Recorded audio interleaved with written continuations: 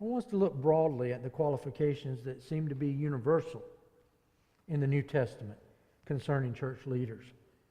And the first one is that the leadership come from within the church.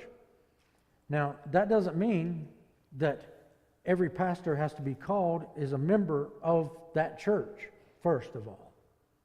That the pastor could only be someone who was already in the church, but is part of the church.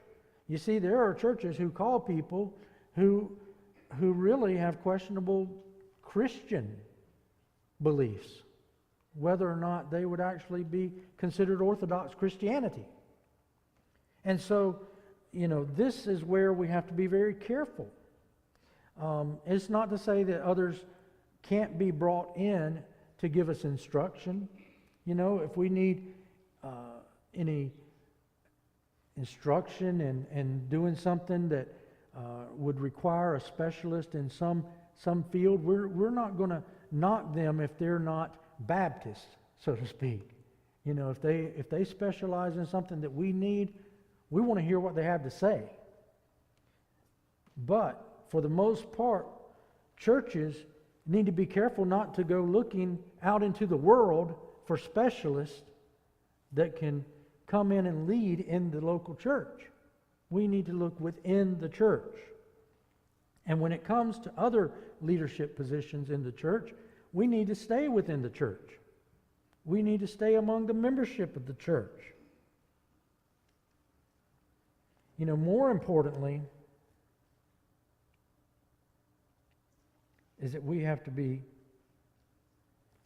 find the best fit, meet the needs, the best intentions of the church, meet the things that need to be met when it comes to seeking outside help.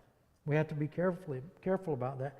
But even more important than that, most importantly, perhaps, as we read this passage and we hear Paul instruct Titus about appointing elders at the church in every town, implying that they're being appointed from those local churches, what we have to recognize is that the local church should be a training ground for new leaders.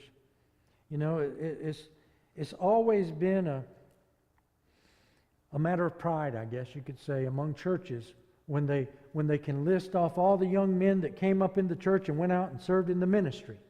And it should be. What we should be asking ourselves is not how many ministers came out of our church. It's how many ministers are we equipping today that will come out of our church tomorrow.